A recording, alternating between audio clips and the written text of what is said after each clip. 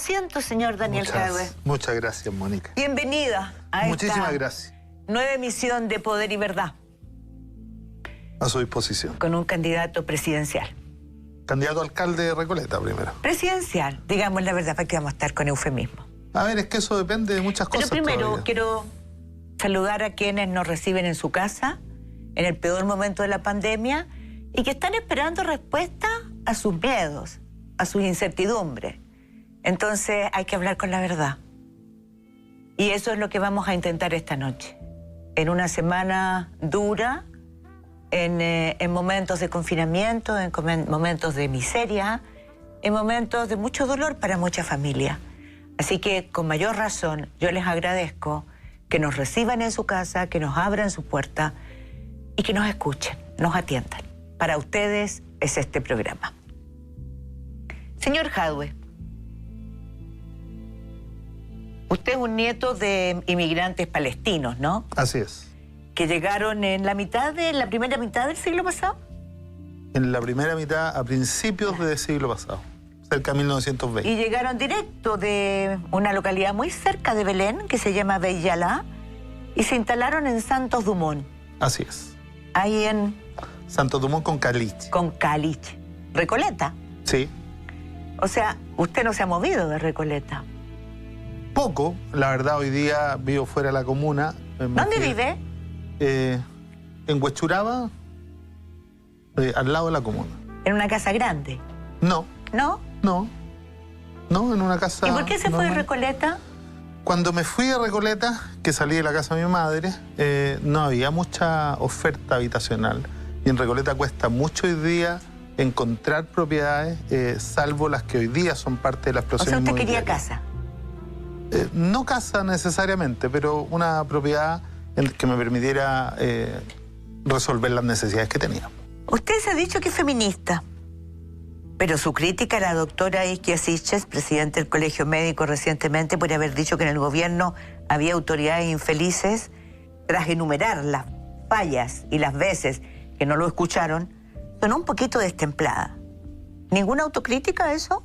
¿Se arrepiente de haber dicho lo que dijo? Yo la verdad es que lo que planteé es que yo comparto la crítica de la presidenta del colegio. Pero no usaría ese tono ni esa palabra. Pero no ocuparía el tono, y yo creo que ese tono yo lo criticaría de igual manera si lo dice un hombre, una mujer, un transexual, una lesbiana, un gay. Pero usted le dijo de mente senil al senador José Miguel Insulza. Pedí disculpas al día siguiente porque entendí que había además ocupado una categoría clínica para tratar de dar una discusión política, y eso no se debe hacer. Y no lo he vuelto a hacer desde que pedí disculpas. Yo no tengo ningún problema en pedir disculpas cuando me doy cuenta de que cometí un error. ¿No tiene celos de Isquia Siches?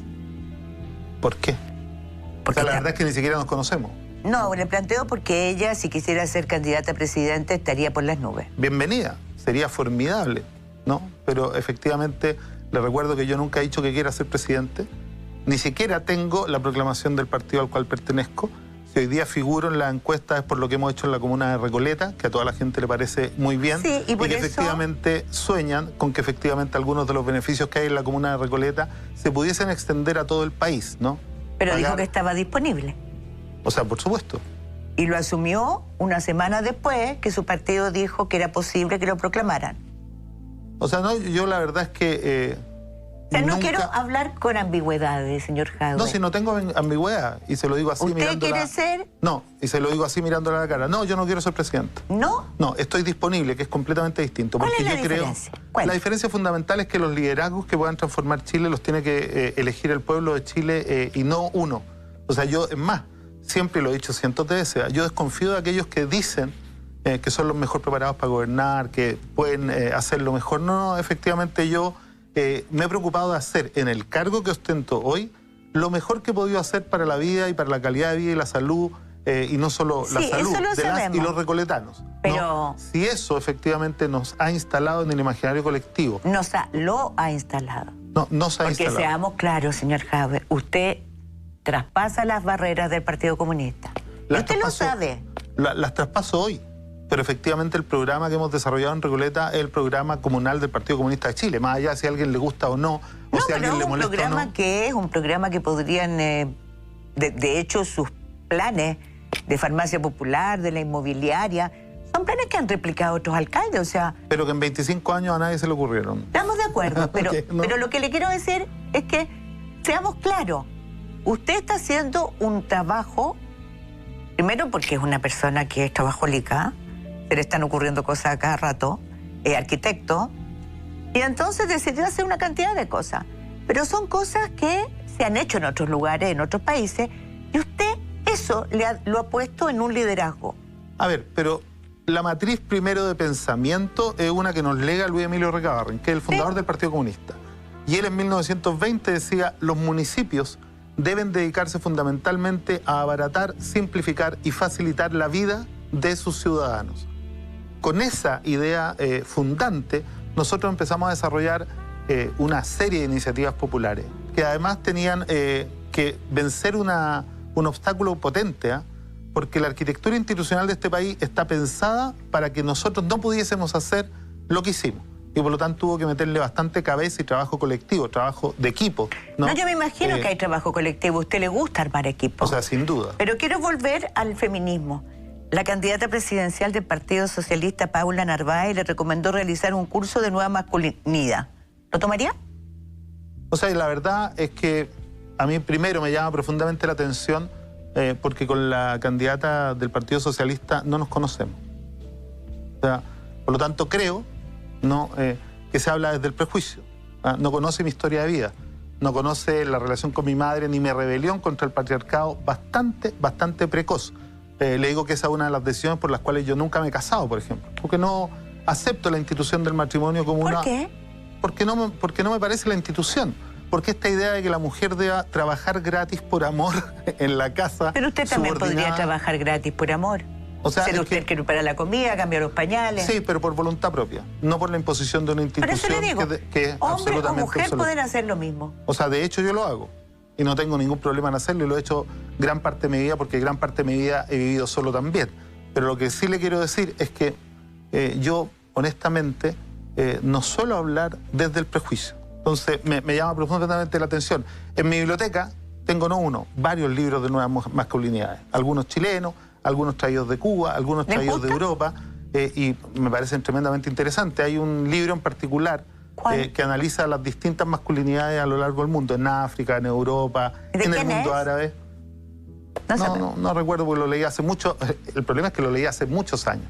Esto no es un problema que Quiero volver me interesa hoy día. a su matriz. 1978, vida política, la comienza en organizaciones palestinas.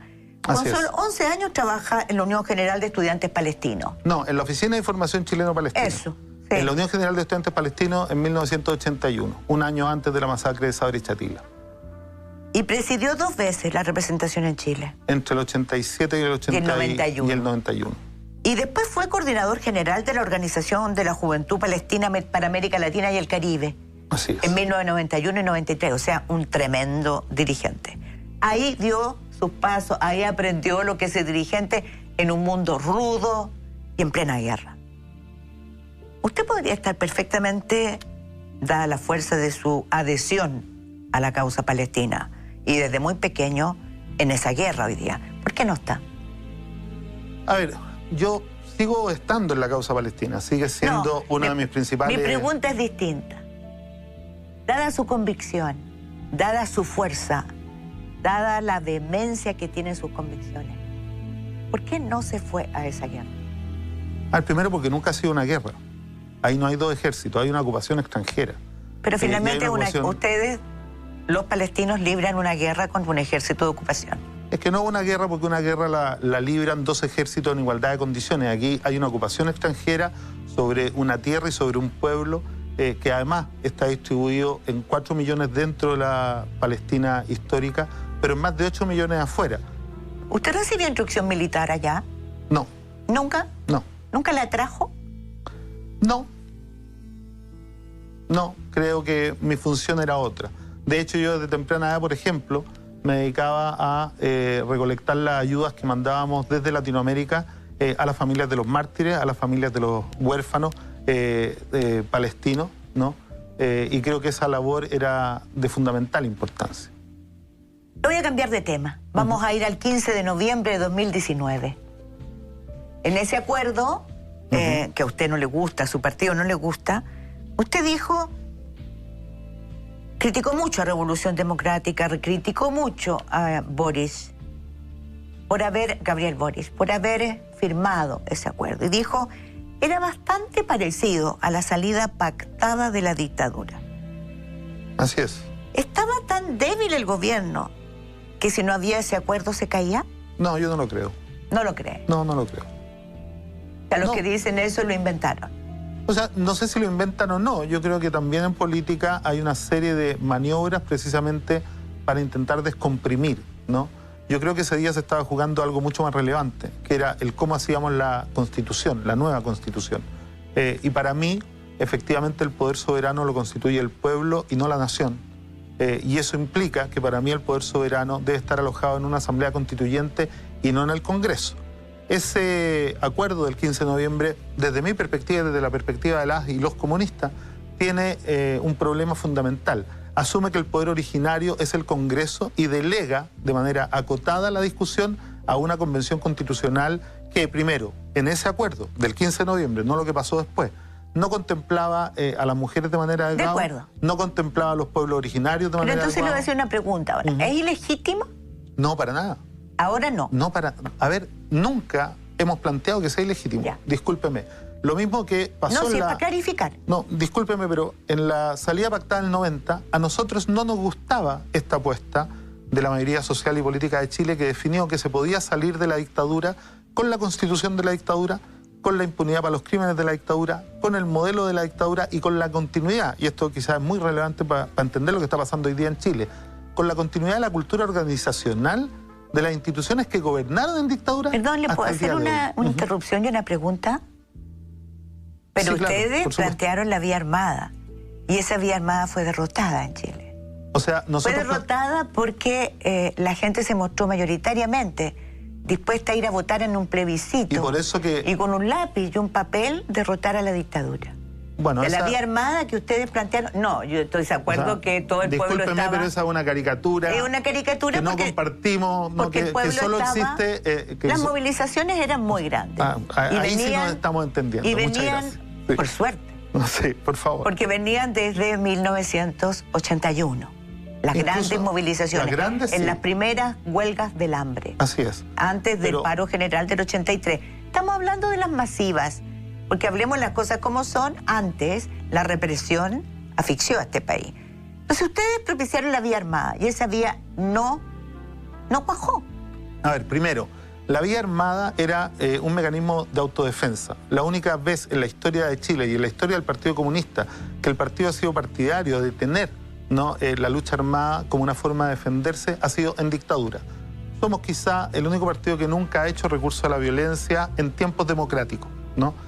Y tal cual, como usted lo dice, cuando el partido entiende que la mayoría social y política asume una vía distinta a la que nosotros proponíamos, sencillamente lo que hizo el partido fue desarmar sus aparatos militares y efectivamente sumarnos a la vía democrática, porque nosotros jugamos en la cancha de la democracia más allá de si las reglas nos gustan o no.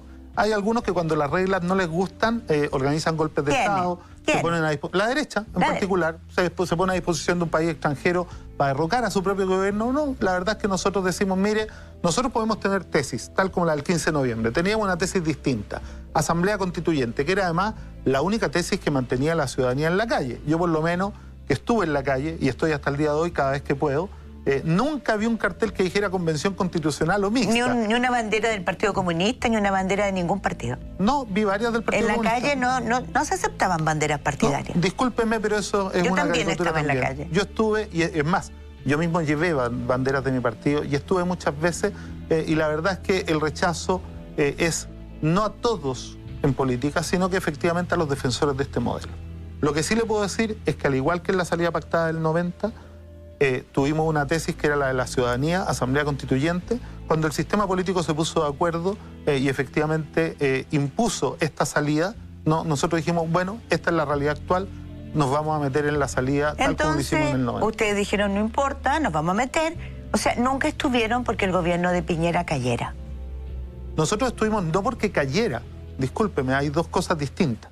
Dentro de la institucionalidad democrática de este país, que tanto les gusta a algunos, hay mecanismos constitucionales y democráticos para que cuando un gobierno viola los principios y los principios rectores de la democracia, pueda ser acusado constitucionalmente y pueda ser sacado por la vía democrática a través de un acuerdo de Congreso. ¿Eso es lo que el Partido Comunista propiciaba? En algún minuto estuvimos perfectamente de acuerdo. O sea, la violación a los derechos humanos, cuando lo planteamos, pues esto se planteó una acusación constitucional que se perdió. ¿En qué momento? ¿Del año pasado? No, la verdad es que no recuerdo la fecha, pero tengo claro que hubo una acusación constitucional contra el presidente que se votó en la Cámara, ¿no? Y que ahí fue rechazada. Mauricio Hernández Buena para usted, que derivó del combate contra la dictadura por la vía armada a secuestros de empresarios en Brasil y Chile. ¿Cómo ve esa transformación? A ver, yo ahí veo dos cosas completamente distintas que siempre me ha gustado separar claramente. Yo valoro profundamente la vida, el compromiso y la lucha de todos aquellos que asumieron la tarea tremendamente compleja de defender al pueblo de Chile en dictadura. Pero ese era un aparato del Partido Comunista. Cuando el Partido Comunista decide detener la vía de la defensa y de la autodefensa, no, recordemos que en ese minuto a los comunistas, a los socialistas y a varios más, a los miristas, lo iban a buscar a la casa y eran capaces de inventar enfrentamientos a todos los opositores, ¿no? Entonces, en esa época creímos necesario levantar una defensa que además es absolutamente legítima. Pero cuando volvimos a la democracia dijimos, esto se detiene. Nos metimos al plebiscito cuando asumimos que había que participar y efectivamente de ahí en adelante no compartimos nada de lo que hicieron los que se descolgaron de esa decisión y continuaron, ¿no? Y por lo tanto, yo valoro lo que se ha hecho antes y durante la dictadura para defender al pueblo de Chile, pero nosotros nunca hemos validado el uso de la violencia política y el asesinato en tiempos de democracia. O sea, el asesinato de Jaime Guzmán es un asesinato delictual. Pero así es, y lo condenamos el mismo día. Después del asesinato, el Partido Comunista tiene una declaración en donde condena los hechos porque no somos partidarios del uso de la violencia. ¿Dónde estaba ese día usted? Estamos hablando del año 91. Yo creo que estaba en la... Usted no militaba en el PC porque entró a militar en el 93. El 14 de septiembre del 93. En esa época estaba en la Facultad de Arquitectura de la Universidad de Chile, en mi primera carrera. ¿Y cómo lo vivió? O sea, fue lamentable. En ese día nosotros teníamos claro que la vía armada ya había terminado su rol, ¿no? Y que para nosotros efectivamente el ingreso a la democracia era un ingreso total y más allá de si las reglas nos gustaban o no, teníamos que dar la batalla en otras formas de lucha. Usted no conoció, me imagino, a José Biden. No, por supuesto. ¿Y usted tampoco conoció a José Manuel Parada? Tampoco. ¿Ni a Manuel Guerrero? Tampoco. O sea, hay una parte de la historia de este Partido Comunista que usted no la conoce, no la vivió. No la viví, la conozco. Pero no la vivió. No la viví en persona. Porque estamos en un día haciendo esta entrevista en que recordamos el día en que se encontraron los cuerpos atrozmente torturados y mutilados de Guerrero, Parada y Nantino. ¿Qué significa para usted? Nosotros homenajeamos... Le pregunta a usted, señor Jadwe. ¿A mí? Usted. A usted. O sea, a mí me provoca un profundo dolor, pero también me provoca una indignación por la falta de verdad, justicia, reparación y memoria que existe en este país. Pero ellos en particular también me generan un profundo orgullo, ¿no? Y yo saludo y celebro tanto sus vidas como condeno la forma en que murieron. Y hasta el día de hoy mantengo la esperanza de que en este país alguna vez haya verdad, justicia plena, reparación, pero también memoria. Creo que dentro de nuestras tradiciones ha estado honrar a las víctimas de la violación de los derechos humanos, pero además acompañar a los familiares. De hecho, en esa época tan dura, el partido estaba en clandestinidad. No, pero estamos hablando de los 30 años de democracia. No estamos hablando de la clandestinidad. O sea, créame que la participación del Partido Comunista en las organizaciones de derechos humanos nos ha significado incluso que compañeras nuestras, víctimas, familiares de las víctimas directas, hayan liderado estas organizaciones y las hemos acompañado siempre. Que yo recuerde, no sé si alguna vez ha faltado... Yo creo que ha faltado algo que sea aunar a víctimas, a familiares, porque aquí hay de todos los colores, pero no, pasemos. Pero ahí hay un tema que se lo quiero comentar. Dígame. Usted sabe que dentro del mundo de los derechos humanos hubo una discusión muy grande y que hay algunas... No una, varias. Varias. Y que hasta el día de hoy existe diferencia porque en un minuto en donde la posición del partido era muy crítica respecto de los gobiernos post-dictadura, que no hicieron la ni concertación, verdad, ni justicia, ni memoria, ni reparación, había un conjunto bastante importante de personas que preferían, entre comillas, no hacer olas, porque estaban los gobiernos de los que eran sus partidos, ¿no? Y efectivamente ahí tuvimos una diferencia y se marcó una distancia, pero la distancia y las diferencias nunca impidieron que siguiéramos trabajando en conjunto por verdad, justicia, memoria y reparación, cada uno con las intensidades que le parecía propio de su época. Vamos con el Frente Amplio. Bueno, porque usted capitalizó bastante del estallido social, ¿cierto? O sea, ahí se manifestó, estalló un descontento, que estaba larvado, que estaba contenido. Usted lo capitalizó. Es que tengo que serle honesto. El lenguaje no me gusta. El lenguaje es la casa del ser. Entonces, o sea, hablar de si capitalizar... no le gusta, yo le encuentro... Yo respeto su posición, pero es mi lenguaje. No, pero yo es lo mi respeto, lenguaje. pero... Y lo capitalizó porque supo plantear con fuerza demandas que estaban en la calle. Paralelamente, el Frente Amplio perdió una base electoral significativa en ese tiempo y además empezó a fragmentarse. Usted sobre todo, lo acusó al Frente Amplio de estar a la derecha del PC en un momento dado. Después dijo... No, sí, lo recuerdo perfecto, pero... ¿Pero por qué lo dijo? Solo para poner el contexto. Sí, claro. No, es que en los discursos y en los relatos empezó a aparecer esto de, cuando hablábamos de la unidad sobre todo, ¿no? Desde la DC hasta el Frente Amplio. Y el Partido Comunista como que quedaba acá y el Frente Amplio en el imaginario empezaba a aparecer como una fuerza más de izquierda que el PC. Y sin embargo, cuando uno miraba la realidad, dentro del Frente Amplio y su diversidad completa y absoluta, habían personas que incluso habían sido funcionarios del primer gobierno de Piñera. Entonces, esa diversidad, desde mi perspectiva, no permitía poner al Frente Amplio como una totalidad a la izquierda del PC. Pueden haber algunas organizaciones del Frente Amplio que en su historia hayan estado a la izquierda del PC. ¿Le gusta el Frente Amplio? ¿Le tiene relaciones con el Frente Amplio? O sea, tengo muy buenas relaciones, tengo además muy buenos amigos en el Frente Amplio. Los miré con mucha esperanza cuando surgieron y yo creo que surgieron, siempre se lo he dicho, a destiempo.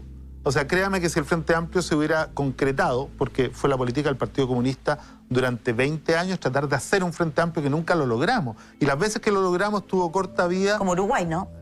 Así, y lo tratamos de hacer. Entonces, nosotros ya habíamos tomado la decisión de pactar con la concertación para la nueva mayoría, con el programa de reforma, y el Frente Amplio nació después de esa decisión.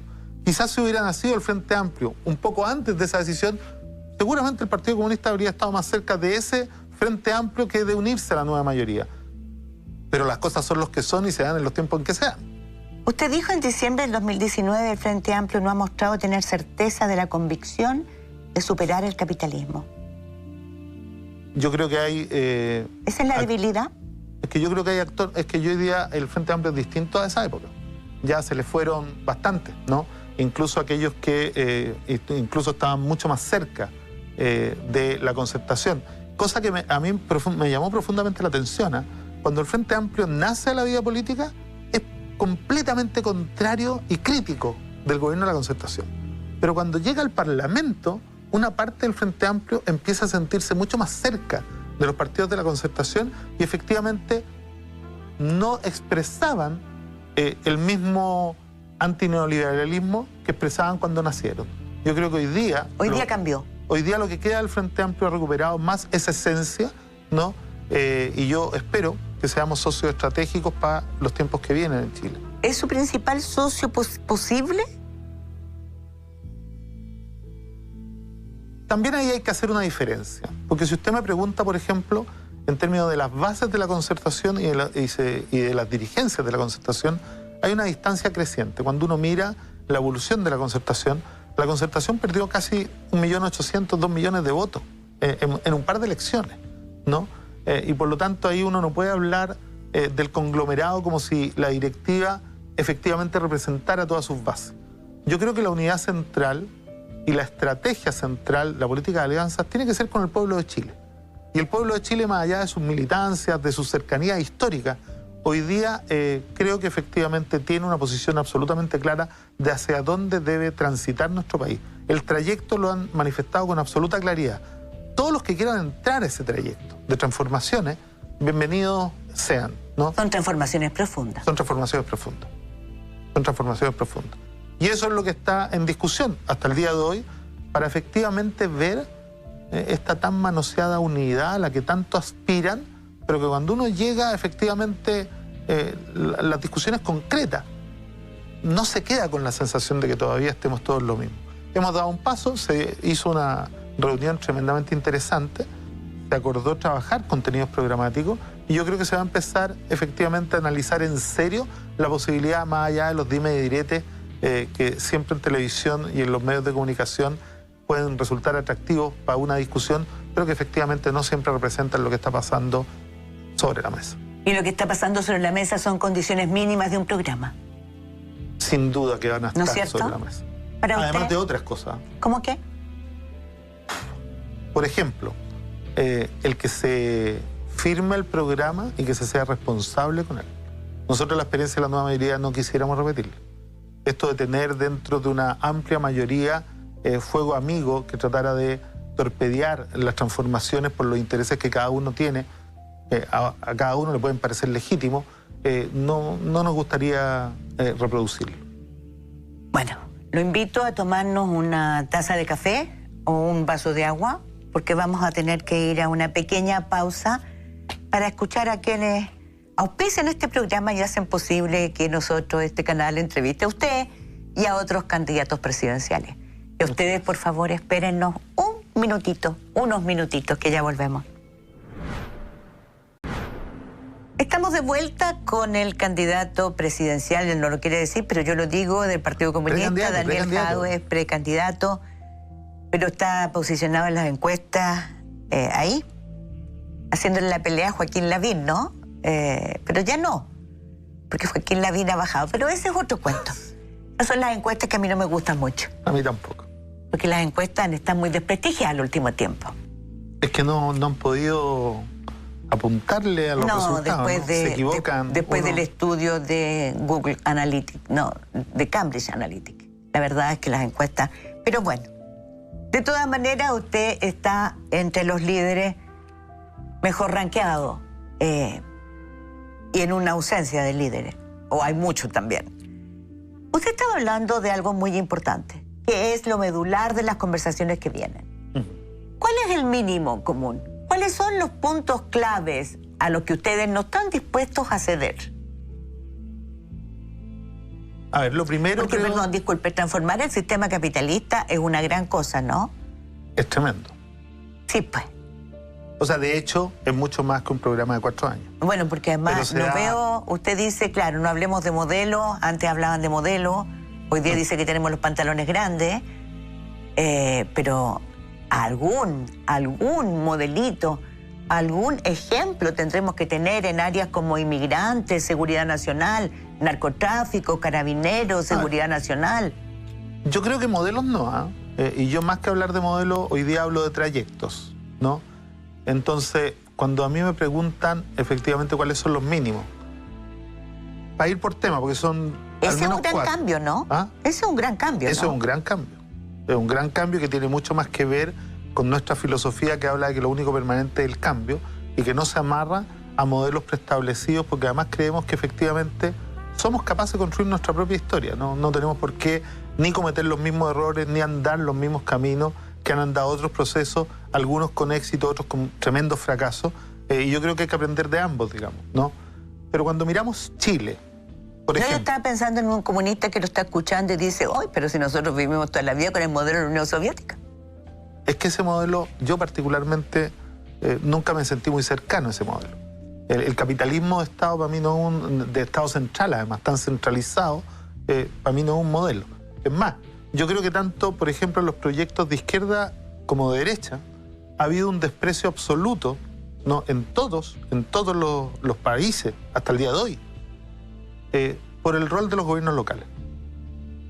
¿No? Son como la segunda división de la política, ¿no? Y cuando uno mira los presupuestos, en nuestro país el Estado central gasta el 80% del presupuesto, las regiones el 8% y los gobiernos locales el 12%. Y pareciera ser que en los últimos 8 años le hemos demostrado a Chile que los gobiernos locales pueden asumir un rol mucho más preponderante y protagonista en ¿Y qué me resolver habla los de la problemas. corrupción? Las municipalidades, según la Contraloría, son un nicho donde hay mucha corrupción. Hay que subir las penas. ¿Eso es lo único que hay que hacer? No, no solo eso. Además, exigir mayor transparencia, pero también permitirles mayor flexibilidad a los municipios y al aparato del Estado en general. Yo creo que este exceso de controles, porque uno cuando tiene controles que son 20, al finalmente la responsabilidad se diluye tanto que al final nadie es responsable. Entonces yo creo que ahí tenemos una tarea. Pero además tenemos una cantidad de fondos que se dice que van a ir en la educación, no se usan en educación, que se dice que se van a hacer en salud y no se usan en salud. Yo soy partidario de la máxima dureza, pero además sí, creo que es importante primero, subir las penas y segundo, favorecer la mayor responsabilidad de los órganos colectivos de gobierno respecto de la autoridad unipersonal.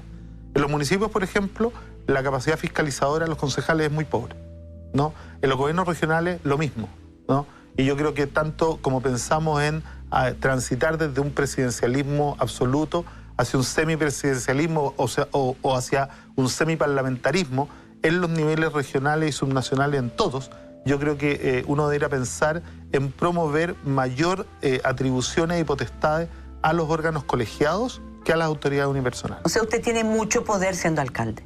O sea, se tiene mucho poder. Vamos a Itelcom entonces. Vamos. ¿Le molestó, lo perturbó? Porque finalmente ahí, para no perder el tiempo, hay una cantidad de dinero que son 50 millones de pesos que van a un festival. Sí.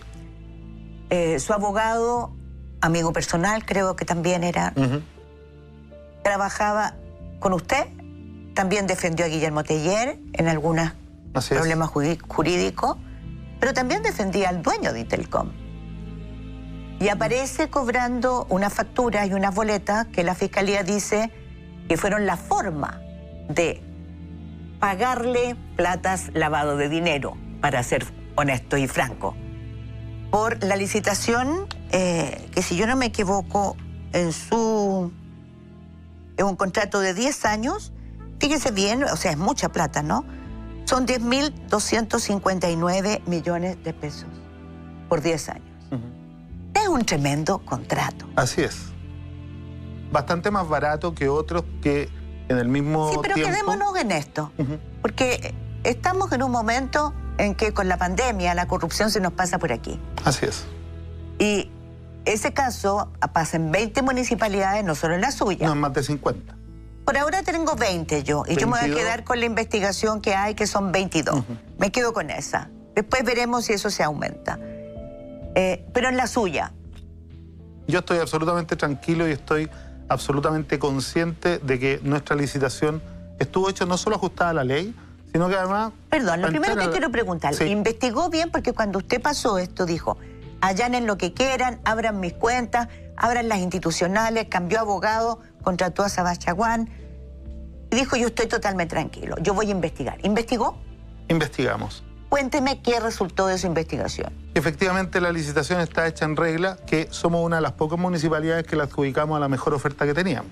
Es decir, a diferencia de muchas de las otras que están investigadas, donde habían 7, 8, 10, 13 ofertas más baratas, se la adjudicaba una más cara, y todas tienen un elemento en común que no está en Recoleta tampoco, y que es que habían contratado las asesorías para la formulación de base de gente que trabajaba en el Estado central, también en el tema de estos proyectos. ¿Usted conocía al EFOR, al dueño de la...? No lo conocía. ¿Nunca? No, nunca.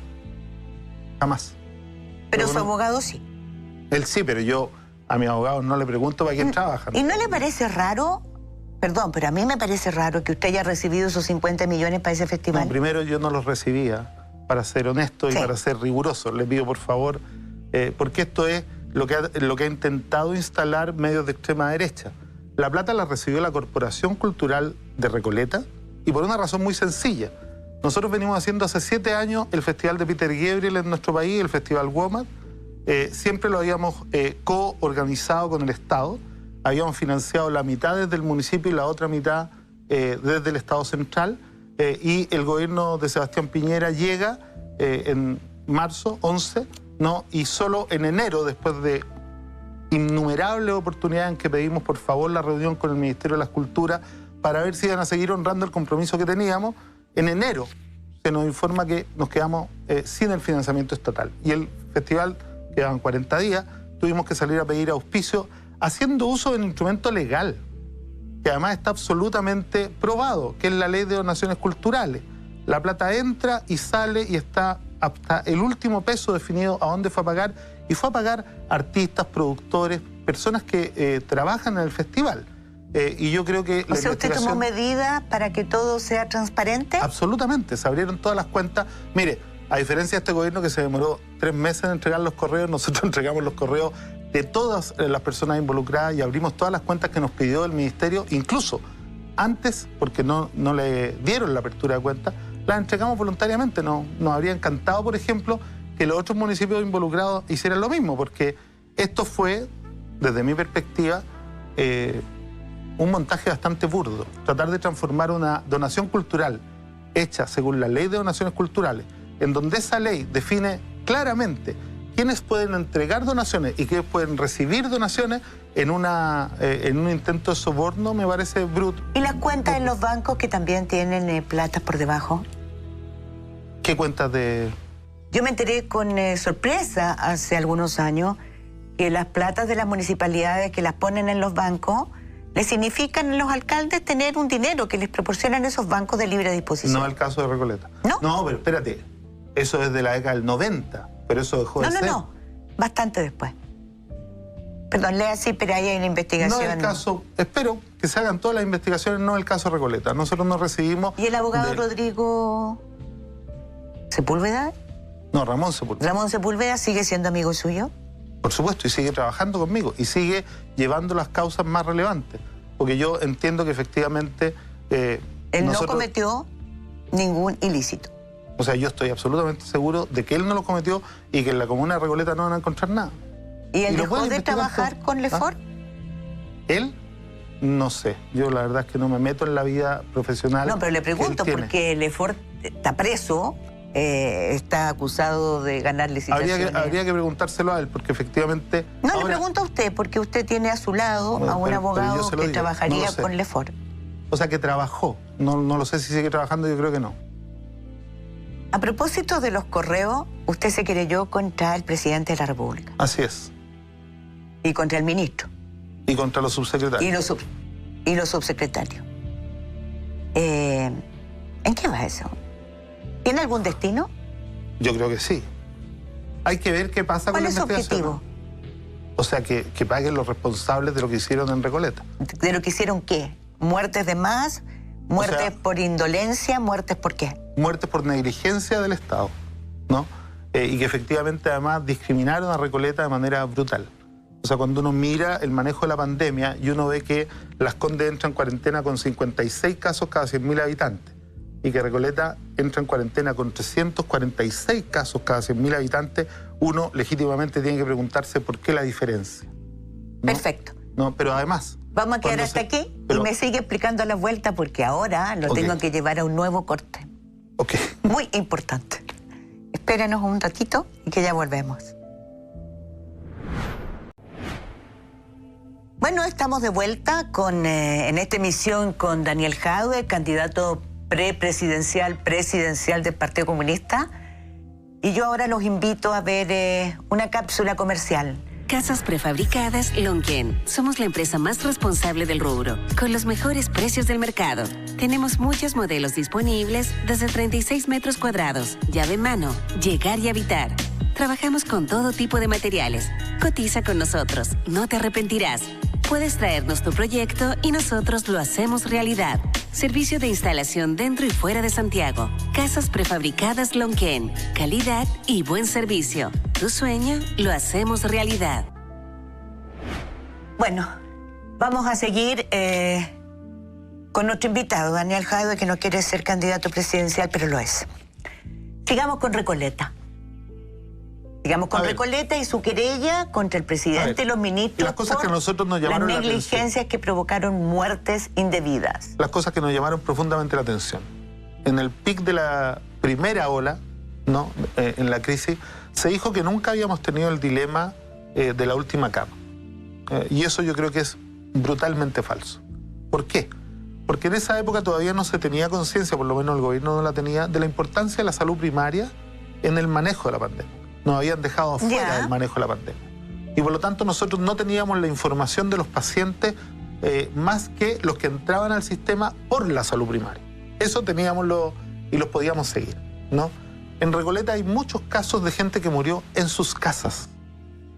Como en todo el país, señor. Así es. Y eso... Esa es la diferencia que hay entre los casos con PCR confirmado y los casos sospechosos. No.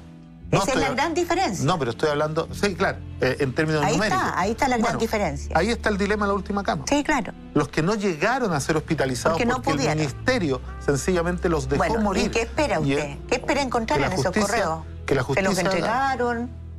O sea, ¿Lo están revisando? No, a la fiscalía se los entregaron. ¿Están revisando? Yo entiendo que sí. ¿Sus abogados tienen acceso? No hemos tenido acceso todavía a la carpeta. ¿Después de tanto tiempo? No. Es que nosotros no definimos los tiempos de la fiscalía. Nosotros estamos en el proceso y yo efectivamente espero que avance. Hay varias querellas. Incluso nosotros hicimos una ampliación de la querella por esta figura de el esparcimiento negligente de un virus en la sociedad, que yo creo que hoy día, además, creo que se confirma. O sea, usted me asegura que no va a dejar esa querella, no la presentó como un volador de luces. No, de ninguna manera. Estamos preocupados y estamos pendientes de que esto avance. Señor Jadwe, ¿es verdad que usted tiene un nieto de Salvador Allende trabajando en la Municipalidad de Recoleta? Sí, Pablo... No lo conozco mucho, pero creo que sí. Sí, Pablo Sepúlveda Allende. Que viene de Venezuela. No sé si viene de Venezuela o no, la verdad, no. Te pregunto porque a veces se hacen analogías entre usted y Salvador Allende, pero no hay muchas, ¿no? Primera, porque Salvador Allende forma parte de una cultura socialista laica que traspasaba la frontera. ¿Usted le gustaría traspasar las fronteras del PC? Soy parte de una cultura socialista laica que traspasa la frontera. ¿Y le gusta eso? Me siento muy cómodo hace mucho tiempo con esa cultura. Pero ha sido bien díscola en el PC. A ver, yo no diría díscolo, ¿ah? Yo soy... hay muchos que no... Yo soy uno de los díscolos más disciplinados que tiene el PC. Perdón, ¿a usted lo echaron del Comité Central o no? No fui electo. Ah, no fue electo, pero convengamos que los electos... No, pero mira, yo no le tengo ningún temor al cambio.